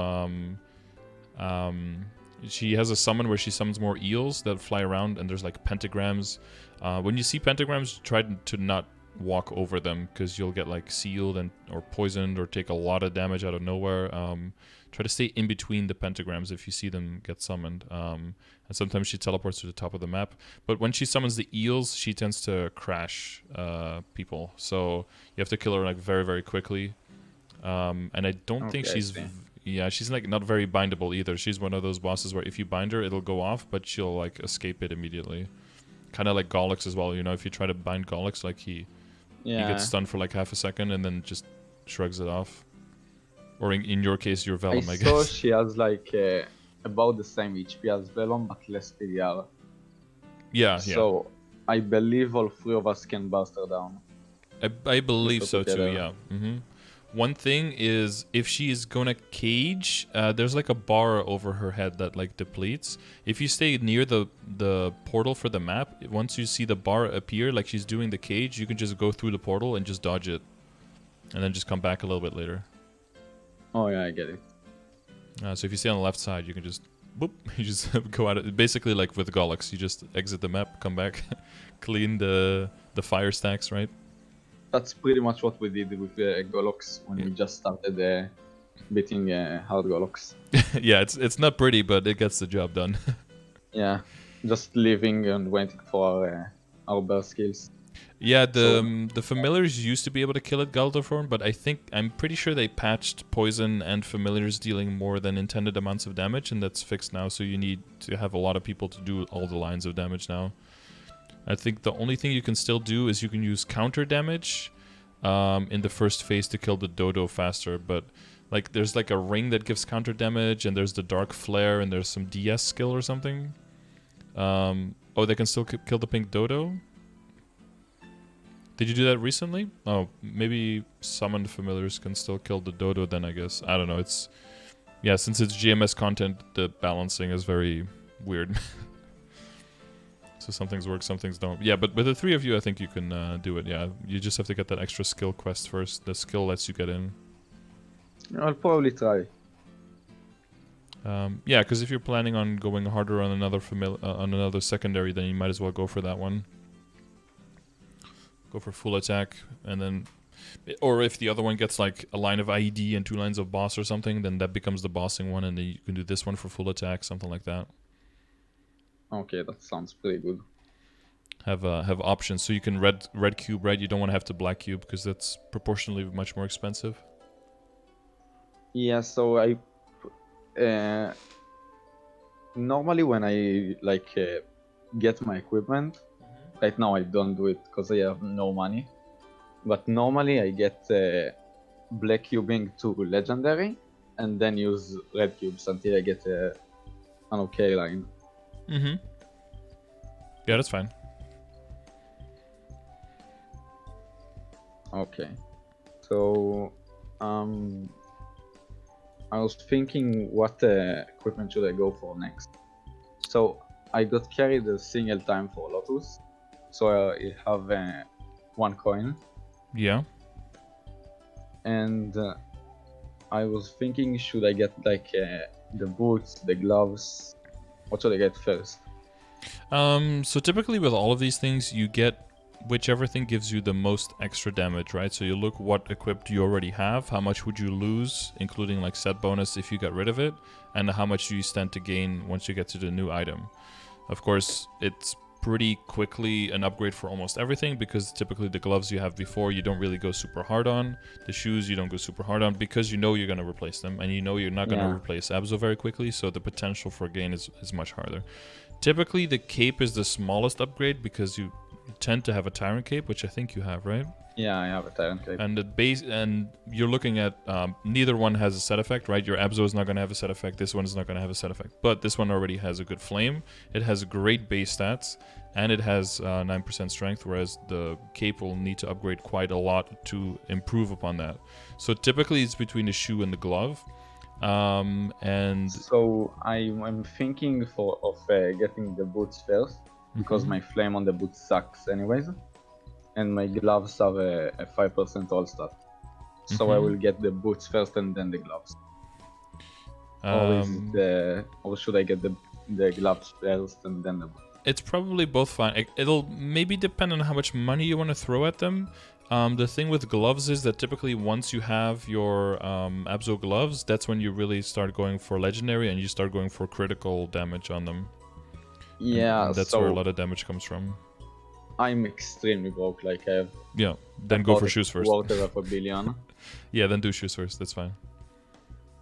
Okay, so if for example my friend has a lot of money, should he go for the gloves first? Yeah.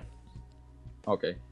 Get him to legendary, get line of critical damage. Yeah, because that will increase your damage by way more. But yeah, but remember, that's why we want to get the 100% crit rate ready first, right? So that the gloves, when they can come in, they can full efficiency on the crit damage immediately. All of it applies. Okay, I get it. Yeah, and then the cape last, and then for the other one you have the shoulder and the weapon. Yeah, the weapon is probably not going to be as much of an upgrade, and it's way better base damage, but if you're still going to work on... I'm probably going to get the weapon like close to last. Yeah. Because I need the Fafnir set for the boss monster damage. Yep, exactly.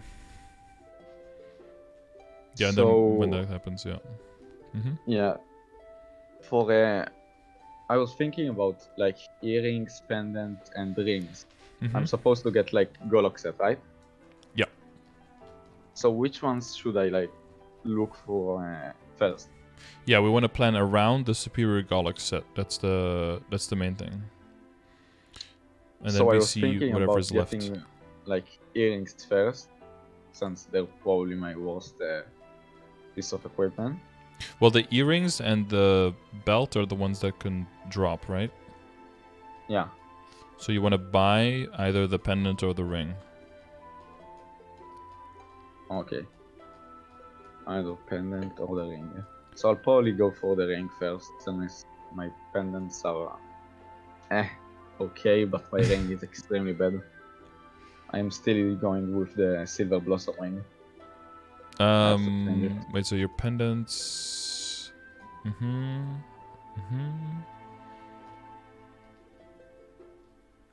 They're not good, but Oh, it's not a. It's like a fake dominator. Oh yeah. Okay. Yeah. Oh, see. Oh, there's 6% crit rate in there. You have to keep that in mind, right? For the long term. But you'll probably keep that for a while now. But yeah, eventually you have to think about that one. Yeah. So eventually, I believe I will already get a pretty good Legion, so I can put the 6% there. Yeah. But until then, I'm probably gonna keep the Dominator pendant because it also helps me with the boss accessory set. Oh yeah, for sure. Yeah, and the strength on it. Yeah. No, for now it's definitely really good. Yeah. So yeah, buy ring. Yeah. If you switch it up with the ring, does it break your set bonus that you have right now? 1, 2, 3, 4. The Kana ring or the no, it doesn't. Because you're at 8 now, right? Yeah, I have 8. Yeah, so you can go down to 7 without any problem. Keep the other set, and then the badge, the shoulder, the belt, the earring. So we have Abzo, Gollux, and then the Machinator switch for the Gollux pendant, and then the probably later once you get like. So this is like when you're thinking about getting everything to 17 star, right? So one thing you want to keep an eye out for with the new patch notes is a 30% off event. So you can Star Force things to 15 stars. Yeah, okay. And I would only Star Force things to 15 that you eventually want to get past 15. Only those. So the CRA gear? CRA. Isn't it? And the Kana treasure. Kana treasure. Maybe the earrings, because it'll probably be a while before you can get superior earrings. So even if you drop back on these for drop rate ring, it's for drop rate earring, it's not that bad to have some Star Force on it. Yeah, okay, I get it. And the other thing, so what some people do is they go for a belt as well, maybe Ping Bean belt, so that when you get the superior belt, you can transfer hammer over. Okay, so the pink bean. I also have the Chaos Zakon belt. Can I transfer like the IMS treasure to the Zakon belt and then from the Zakon belt to Golox? The Gollux belt is 150, I think, right? Yeah. And the Gollux, Superior Gollux is also 150. Oh, okay, I see. And I wouldn't transfer the Ayame belt just because it's like GMS stuff and we don't know how things change. And like, I threw away my Kana treasure ring on old character a long time ago because it was garbage, but then now it's best in slot. So, like with the belt, I would just save it and keep it in my inventory and not use it for transfer hammer, but I would use the Pink Bean belts instead. Yeah. So about the ring, I wanted to understand why is it best in slot? Because of the Star Force, or is there another reason? The Kana treasure ring? Yeah. Because it can go above 20 stars, and because it is level 140, which is connected to the fact that it can go above 20 stars. Oh, okay, I see. The only other rings that are like higher level is the superior, is the Gloom ring and the Glona's heart. Like, and the Gloom and Glona's heart are like so far out there. They're so hard to get, right? That's why this one is the riskiest one, right? Because all the other ones you can have backups for. Meister you can have backups for. Solid can only go up to 20, but you can also have backups for. Reinforced, Superior, you can technically all have backups for. So those are more reliable. So you will take more risk on those until it's time to take more risk on the Kana treasure. But that's why the Kana treasure is on there, yeah. Okay, I see. Yep. So that's pretty much it for the gear for me. Yeah. Maybe about the heart. Yeah. I was told to wait for I forgot its name. Wondroid or Fairy Heart? Yeah, Wondroid. Wondroids. Yeah. So is there anything I can do to replace the Lithium Heart for now, or should I just stay with it until no, Wondroid Heart or Fairy Heart, either of those would be fine, because Fairy Heart is level 100, Wondroid is 120, so that's when you can actually get some good potential on there. The Star Force will always stay bad, like even Wondroid goes up to 15, but that's just a little bit of stat, it's not very important. It's mainly for the potential tier goes up to 1299, so that's when you can get some serious stats. With this, it's just a lot of money invested and very little return, so it's just not worth it. Yeah, I see. So about the totems. Yeah.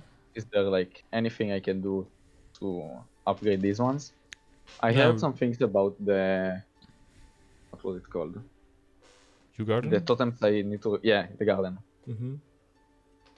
So should I get the garden ones? Nah, it's a small upgrade and it's a lot of time. I don't think it's worth it. I think your time is more worth spending on other upgrades, I think. And just like playing the game and doing all your dailies and that kind of stuff. If you have like an hour drop rate coupon, you don't know what to do with it and you're bored, like you can go farm for some totems, but I think there's a lot of other shit to do. Just keep your eye out for Dark Lords of Darkness. That's a totem event. If you can use that one, that'll be... that's the one you want. So, Dark Lord... What was it called again? Dark Lords of Darkness. Yeah, it's a very stupid name. Or DLOD for short. DLOD. DLOD. Okay, got it. And another thing. I heard about the badge. The badge. I'm not sure how to say it. The badge, yeah? Yeah. Can I get any better than Crystal Ventus? Or is that not... No, right now this is just... well, there is one. It's a bit hard to get. But you can get it, and it's technically better, and has a... But it also has a different set effect, but you have to kill the Black Mage for it. Yeah, I'm pretty sure that's not gonna happen anytime soon. Sorry, I kind of debated you there. Okay, no, this you keep this one. Yeah, this one's fine. So, wait, is there any events that will come back for a badge with a potential? No, that's very, very unlikely. The map, I have the map saved on a character that had the event, and the map is removed from the game, like no longer accessible. So. Okay, because I heard from someone that it might come back in October. Yeah, that's Halloween. The badge may come back for Halloween, or that the totems may come back, because the totems are typically Halloween event.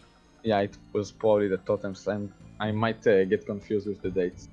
So it told me that the badge will come back in a certain time. That it might come back at least. And that I should probably look out for it, and that the totems will most likely be out in October.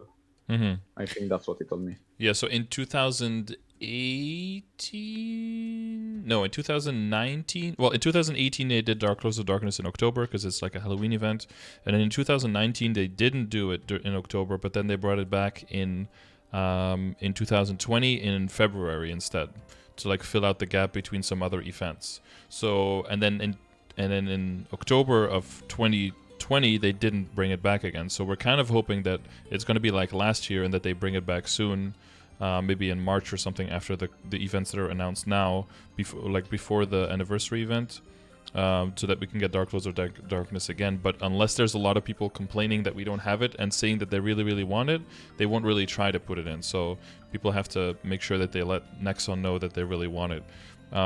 The badge is just like, in my opinion, it's like 100%, like, well, 99.9999% like never coming back. If it does come back, of course, you have to definitely look out for it, but there's like, I think there's like close to zero chance. If anyone says that the badge is coming back, then you have to ask them how they know that and ask them to prove it to you, because if it was ever true, everyone would be talking about it, because the whole community has been crying for this for like the last 3 years. So yeah, I see. Another thing I wanted to ask is about my level. Yeah. So I was told to get as fast as possible to at least Esfera and maybe even Moonbridge. So I wanted to hear, like, is that my priority right now, like getting to 235 and up, or should I go for Legion a bit more after I get to 225? Yeah, so 235 is important because not only do you have access to all of the symbol dailies, but you also speed up the symbol dailies from all the areas before that, so you can allocate a certain amount of time a day and then get an insane amount of symbols. It's the most efficient time to symbol ratio that you can get if you can get up to 235 and get these areas. Moonbridge, getting to Moonbridge also speeds up the symbols a little bit for Morass and for Esfera, but that's not as efficient. So I think in everything it's important to have a good balance between these things and to always do like a little bit of each depending on what you enjoy. So I would always do a little bit of Legion every day and a little bit of training every day, but find the balance in that, because if you do too much one day and you just feel like you're drained or you feel like that wasn't fun, then change the balance a little bit, or maybe the next day don't do the thing that was not fun to you. But if you always keep the balance, because especially if you're still building your Legion, even just making one new character a day, because right now 18 of your characters are counting for Legion, right? Which means the next 22 characters you make, all of their levels will count for Legion. So 22 characters, all level 60 is 1,320 levels, and boom, you're 3.6 scale Legion. And it's just a legion of of leprechaun, of like little 60 little duders that don't really do much, but like all together they do a lot. So if I want to boost my my Legion as fast as possible right now, should I go for like full level 60s after I get my what's it called? My Evan and Aran, I want to get them 121st, and then just go for a full level 60s Legion for now? Usually what I did is just make a new character and get it to 100 and then log off, and then, or like kill Zakum and then do something else. Maybe make another character a few levels, or play on my main. If you can get it to 100, then you can just do Zakum every day on it and then just focus on another character. Yeah, then, 100 seems like pretty... That's doable, right? Yeah, it's pretty doable. So make sure that you manage your link skills well when you're doing that. So if you're done for the day, maybe make a new character, get it to level 10, and then switch all the links onto it before the reset. And then after reset, you can train on that character first. And then after that, you can still have your 2 switches for your link skills left. If you're going to be switching a lot because of Legion, you want to make sure you use your link skills smart. If you switch before reset and then twice during the day, you can essentially use all of your link skills 3 times a day. Okay, I see. It's going to be very important for your critical rate ones, because you want all the critical rate you can get on your new characters and on your Adele as well when you're playing on there, right? Because if you suddenly miss 20% crit, your damage is going to go down a lot. Yeah. So, one other thing I wanted to ask is reward points. I seen you in the lives, you have a ton of reward points. I have a lot of reward points, yeah. So I was wondering, how do you get so much? Because like I find myself just training, like doing bosses, and I'm even playing with the Maple mobile thing, just for the extra 500, and I still get like pretty much how will I say this? I totem like every 3 days or 2 days.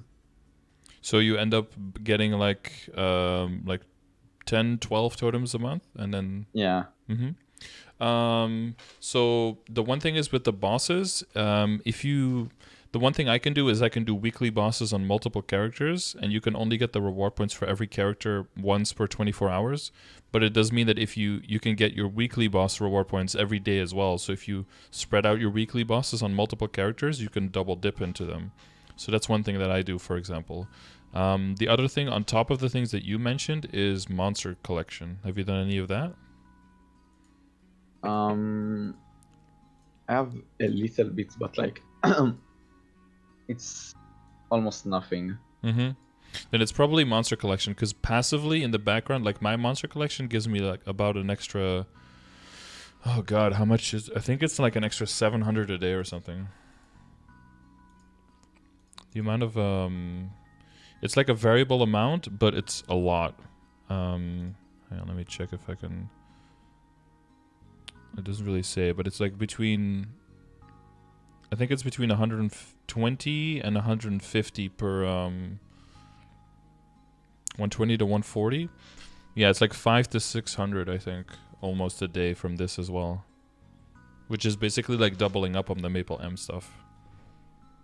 Yeah, so I'll probably go for... Is the monster collection different in each character, or is it for my total world? No, that's for your total world. Here, I added whoa. Okay, because I linked the... I see. So I'll probably go for the... What's it called? Here, the beach thing first. Yeah, that video Yeah. video talks about the how to get reward points, and it also talks about the collection. And there's also a link to a monster collection guide in the video I see. that says like which monsters are easy to add and which. So you need like a total amount of monsters added so that you can add more exploration slots, and then you also want to add. You want to see like which 24-hour sets are like the easier ones to get, and then you want to focus on those. So the guide talks about all of those things, which areas you want to go to maximize getting your slots and getting your sets. Okay, I see. Yeah, so that combined with when you start doing more and more bosses, and then keep doing Maple M, you should be able to cap pretty soon. So I have like 2 other things I want to ask. Right. Yep. Okay, go. So first one was pretty close to reward points. I saw you have a lot of Maple points that I need for the 7. What's it called? Maple Guide, I think. No, not Maple Guide. Maple Tour. Maple Tour. Yeah. Yeah. Sure. So I need the 7 Maple Tour a day, but I always find myself out of Maple points. How do you really get them? Can you even get them in Reboot? Yeah. So there's 2 major ways. One is just from events that give you coupons, and then that's it. Technically, you can also, there's technically a third way. Like you can get Maple Point coupons if you're like MVP and spent like a lot of money. You also get Maple Points back that way. The other way is if you have reward points extra, then you can use those on non-reboot on the same account, and then sell reward point service there. And then with the money you get, you can sell that for Maple Points in the Meso market there, and then you can use those on Reboot. Okay, I see. But that's when if you get your reward points online and you get even more reward points than being able to buy out your totems, then you can start using the surplus in like in Bara or in Scania or something where there's a lot of people, and then sell service to people, or buy items and cube them with the reward point cubes there, for example. Because there are very different items in the reward shop in non-reboot versus in reboot. Can I like pay someone NX for the reward points? Yes, you can also do that. Yeah, in non-reboot you can just buy reward point. You could buy Maple Point coupons with prepaid NX, I believe. Okay, so like you could do that. How much is it for each? Like 1 NX is 1 reward point, or is it a different?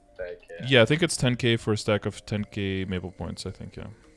Well, we're Maple Points, right? Not reward points, Maple Points. Yeah, I see. Yeah, the Maple Points are technically called Maple Reward Points to make it a little bit more confusing. Yeah. So yeah, if people weren't confused yet, they included the name of the other thing in the first thing, so. Yeah, so probably my last thing I need to ask is about crafting.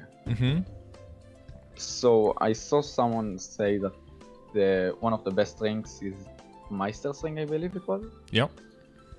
So I also have a shitload of recipes that I just keep just in case, and I have no idea is it even worth it to investing in crafting, or is it not worth it at the time? Most recipes, like I'm talking like 95% of the recipes that you can get are all shit. So definitely look at which ones you have. I have a lot of Dominator pendants ones. Yeah, you don't want to craft those ever. Do you have any Primal Essences? Primal Essences. Nope. You get it from killing normal arc. Do you do that as a daily? Normal. Because if you don't, I would add arc to your daily rotation as a chance for down. Arcarium, yeah. Yeah, Arcarium. Yeah, sorry, Arcarium. Yeah. So he can drop Dominator pendants straight up, but he can also drop the Primal Essences that you need. So typically you want to keep those Primal Essences to craft the Meister rings. But you also, if you ever want to make a Dominator, you have to use 5 Meisters as well. So that's like 5 Primals, which is like 5 Meisters worth of materials. So that's typically why nobody does that. It's just too much. So you can get rid of those recipes, basically. The Meister rings, basically, What we were talking about, like once you get into like full Abzo, full Gollux set, and you're trying to get everything to 17 stars, that's when you can start thinking about like making Meister rings and getting it to 17 and stuff. Once you have like enough materials to at least make like 3 or 4 rings, then I think it's worth it. Okay, so I should start, like, I saw that I need to level up my mining and that. So should I go for it right now, or should I wait until I actually need it? You can, I mean, I think you could just wait until you need it, because, I mean, once you know about DK once you go past level 10? DK, no, I'm not sure if I understand what you mean. What is DK? It's like when it goes down, basically. Like decaying is like, I don't know. I think it's like when you have like radioactive elements, like the radiation decays over time. Oh yeah, decay. So it's like the same, yeah. So basically, if you go past up to level 10, it just stays forever. But if you go past level 10, it'll just slowly over time. If you don't make anything that gives you any mastery, it'll slowly go down again, and then it will go back down to level 10 with 0 experience. So if you want to, you can go up to level 10 already, just to make sure that that part is done. But if you want to make Meistering, you have to get to Meister, which is like the level 12 kind of, right? You have to get to Craftsman and then to Meister, so like level 11, level 12. And then you can make a Meister ring. But that's why you want to make sure that you have enough materials, because yeah, if you stop making things there because you can't make any rings anymore, then you might decay back, and then you have to start crafting things again to be able to make the rings again. So okay. Yeah, so you can see in the you don't need a recipe for the Meister ring. You can already click on it, right? So you can see how much you need. So it's 800 Twisted Time, 35 Philosopher's Stones, 150 Grand Spell Essences, and 1 Meister Essence. Primal Essence, sorry. Okay. And then the Mana Crystals are super easy, but the Twisted Times are usually okay. It's usually the Grand Spell Essences and the Primals that are the bottleneck. So if you ever see any big flowers and any big veins, make sure you always harvest them, because they have a chance of giving you Primal Essence. Okay. Yep. Yeah, that's pretty much it. Okay. Look at your equip window. Look at your equips and see if there's any equip that you see that you don't know what you're gonna do with it. Maybe my accessory and Commercy. Just reminded me of that. So is there a point in going for Commercy right now, or should I wait until I can get the Chaos Papalato? Until you can get the what? The Chaos, I have no idea how to pronounce his name. Papulatus. Oh, the Papulatus, yeah. So the Papulatus drop rate for the items is up, but it's not high enough to really worry about that too much and to like make all your other plans go around that. It'll happen if it happens, but don't like count on it. It's too difficult. It's too low of a drop rate. So yeah, I think it's worth doing the solo voyages and CPQ every day to build up some dineros so you can buy the 2 accessories. There's like a long-term and like a short-term approach to it. Don't know exactly which one you want to take. If your goal is like 250, around 250 hard lucid, like it's kind of like in between. I might take the long approach just so if for some reason I want to go above hard lucid, I'll have the opportunity. Yeah, so if you want to do that, then you want to make sure that you level up your boat first to the higher level. And then once you have the sailboat, the level 2 boat that you can upgrade at level 10 of your current boat, you'll get like a full new bar of energy. And then once you can afford the Eye in the Face, you can buy them. Because once you have level 10 to go to level 3 boat, you'll make enough dineros back again, because it takes a while to get to level 3 boat.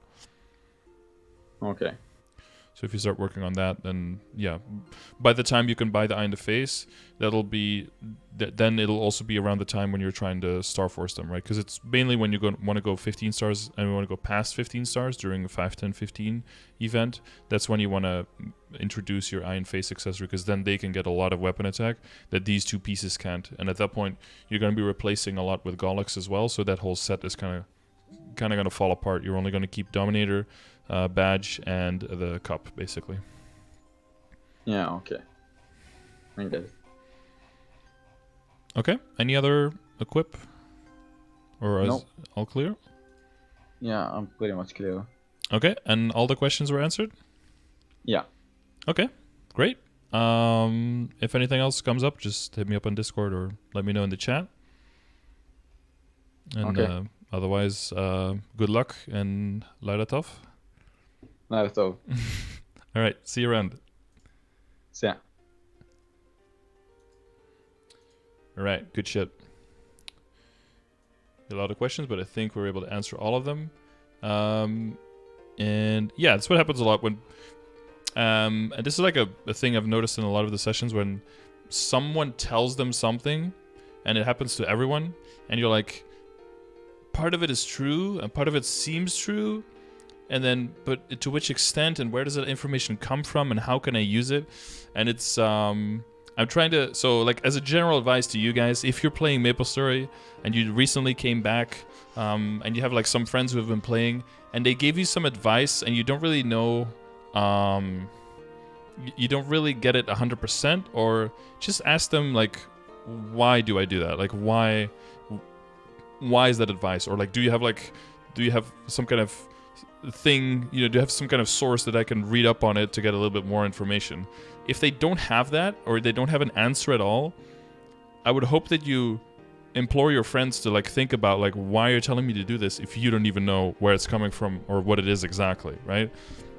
Because then maybe they just heard it from someone, and maybe that person just heard it from someone, and you have like a game of Chinese whispers going on, and what the first person actually figured out and told the second person is something completely different than what's being told to you right now. So that's possible. It's also possible that your friend is like a fucking genius and he knows these things and he just has a list of sources for you and you can go read up on it.